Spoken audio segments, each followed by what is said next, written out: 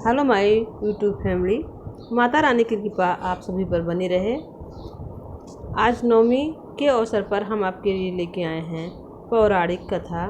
चैत्र मास की नवमी क्यों मनाई जाती है और इसकी क्या कथा है, आइए जानते हैं। चैत्र माह के शुक्ल पक्ष की प्रतिपदा तिथि से शुरू होकर नवमी तिथि पर इसका समापन होता है। वहीं चैत्र मास की नवमी तिथि को रामनवमी के नाम से जाना जाता है। पौराणिक कथाओं के मुताबिक चैत्र मास के शुक्ल पक्ष की नवमी तिथि पर भगवान श्री राम का जन्म हुआ था। तभी से इस दिन को राम जन्मोत्सव के रूप में मनाया जाने लगा है। हिंदू धर्म में इस त्योहार का विशेष महत्व माना जाता है। इस दिन भगवान श्री राम की विधि विधान से पूजा की जाती है।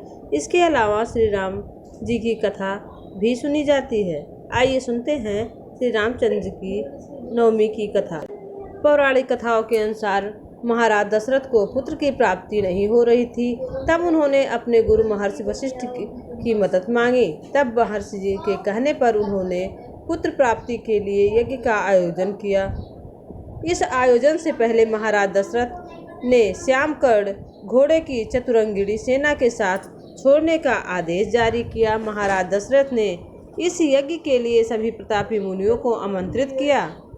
जिस दिन इस महान यज्ञ का शुभारंभ होना था, उस दिन गुरु वशिष्ठ के साथ महाराज दशरथ के प्रिय मित्र अंग प्रदेश के अधिपति लोभपाद के दामाद ऋषि और अन्य आगंतुक भी यज्ञ मंडप पर पहुँचे। सभी के समकक्ष युद्ध का शुभारंभ हुआ। यज्ञ की समाप्ति पर महाराज दशरथ ने सभी ऋषि मुनियों और पंडितों को धन्य धान का दान कर प्रसन्न मन से विदा किया और वे यज्ञ से मिले प्रसाद को लेकर महल लौट आए। इसके बाद उन्होंने यह प्रसाद अपनी 3 रानियों के बीच बांट दिया। यज्ञ में मिले प्रसाद के सेवन से तीनों रानियों के गर्भ धारण किया। प्रसाद उन्होंने अपनी 3 रानियों के बीच बांट दिया। यज्ञ में मिले प्रसाद के सेवन से तीनों रानियों ने गर्भ धारण किया। सबसे पहले माता कौशल्या को पुत्र की प्राप्ति हुई। रानी कौशल्या ने जिस बालक को जन्म दिया उसके मुंह पर तेज था और नील वर्ण था।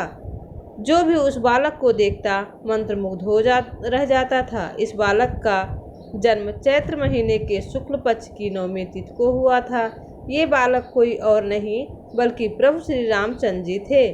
भगवान राम के जन्म के समय पुनर्वस नक्षत्र के अंतर्गत शनि, रवि, शुक्र और बृहस्पति ग्रह अपने उच्च स्थान पर मौजूद थे और साथ ही कर्क लग्न का भी उदय हो रहा था। माता कौशल्या के बाद अन्य 2 रानियों यानी माता कैकेयी और माता सुमित्रा को भी शुभ नक्षत्रों में पुत्रों की प्राप्ति हुई। माता सुमित्रा को 2 पुत्र प्राप्त हुए। इन बालकों के जन्म के बाद पूरे राज्य में उत्साह का माहौल हो गया। गंधर्वों के गीत के साथ बालकों का स्वागत किया गया। देवताओं ने भी प्रसन्न होकर इन बालकों के ऊपर आकाश से पुष्प वर्षा की। इन बालकों का नाम महर्षि वशिष्ठ ने रामचंद्र, भरत, लक्ष्मण और शत्रुघ्न रखा। इन चारों बालकों में बेहद प्रेम था। सभी अपने बड़े भाई का राम का बहुत सम्मान करते थे और बहुत प्रेम भी करते थे। साथ ही उनके आदेशों का पालन भी करते थे। भगवान राम बाल्यकाल से ही बेहद प्रतिभाशाली उन्होंने कम उम्र में ही सारा ज्ञान हासिल कर लिया था।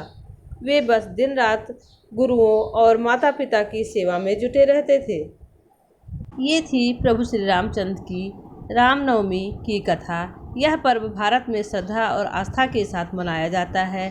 रामनवमी के दिन ही चैत्र नवरात्र की समाप्ति भी हो जाती है। हिंदू धर्मशास्त्रों के अनुसार इस दिन भगवान श्री राम जी का जन्म हुआ था। अतः शुभ तिथि को भक्त लोग रामनवमी के रूप में मनाते हैं एवं पवित्र नदियों में स्नान करके पुण्य के भागीदारी होते हैं। रामनवमी के दिन यह कथा सुनने से पुण्य फल प्राप्त होता है और सभी मनोकामनाएं पूरी होती हैं। रामनवमी के दिन पवित्र नदियों में स्नान करने से सभी पाप धुल जाते हैं। अगर आपको ये पौराणिक कथा अच्छी लगी हो तो प्लीज़ लाइक, शेयर, सब्सक्राइब करिएगा और माता रानी की कृपा आप सब पर बनी रहे। प्रभु श्री रामचंद्र, सीता मैया की कृपा आप सब पर बनी रहे और रामनवमी कि आप सभी को ढेर सारी शुभकामनाएं। नवरात्रि की आप सभी को ढेर सारी शुभकामनाएं। जय माता रानी, जय प्रभु श्री रामचंद्र जी की जय हो, सीता मैया की जय हो, बजरंगबली हनुमान की जय।